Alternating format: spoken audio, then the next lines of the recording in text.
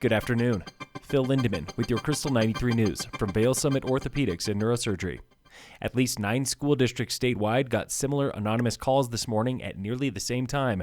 There was a gunman or a bomb on campus. Those threats came to schools in Aspen, Glenwood, Estes Park, Boulder, and more. Local authorities investigated and found no credible threats. Many students went home early. The FBI is now involved. Students here in Summit are on break. 2 weeks ago, they were locked down for a similar hoax. First was the donut, then came the squall. Summit was sunny and warm this morning in the donut hole, while the Front Range and Aspen awoke to wet, sloppy snow. By midday, we were getting hammered by snow squalls, up to 1 inch per hour, and gusts over 50 miles per hour for about an hour or two. Down south, outside Telluride and Wolf Creek, highways have been closed for hours. President's Day weekend was busier than any other holiday this season, but not quite as busy as last year, or even the first weekend of February. Nearly 187,000 cars traveled I-70 in 4 days, down 9,000 cars from President's Day last year. Just over 140,000 traveled in 3 days. That's down 300 cars from early February, the record holder this season. Friday did set a new season high for busiest 24 hours, with nearly 52,000 cars. Deputies in Eagle County are hunting for a snatch-and-run thief.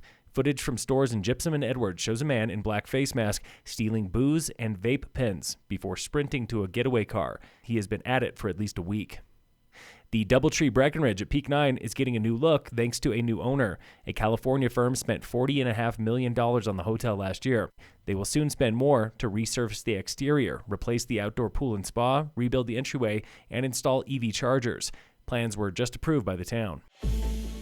This week on the State of Summit. Vail Pass is one small piece of an overall project. That was John Cronholm with CDOT. Over the next 5 years, the state is pumping nearly $1 billion into I-70 at Vail Pass and Floyd Hill. A piece of that puzzle there at Vail Pass is not even pavement. It also has an overall environmental benefit. It's going to include some of the wildlife underpasses, and we're moving the bridges substantially further away from Black Gourd Creek. Just recently, the Floyd Hill project passed a NEPA review. It is the same process at ski resorts for new chairlifts.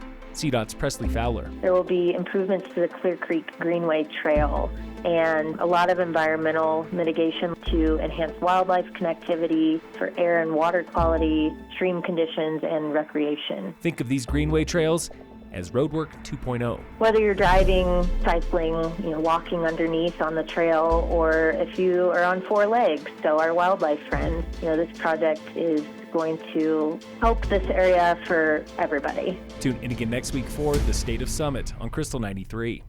And in local sports, Summit High girls basketball lost to the Classical Academy last night, 45-35, ending their run for the state tournament.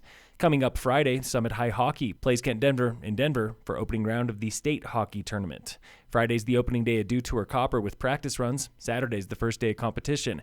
And for the first time in a long time, dog teams are racing on Lake Dillon this Saturday.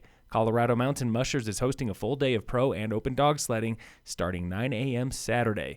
Spectators are welcome. Phil Lindeman with your Crystal 93 News from Vail Summit Orthopedics and Neurosurgery.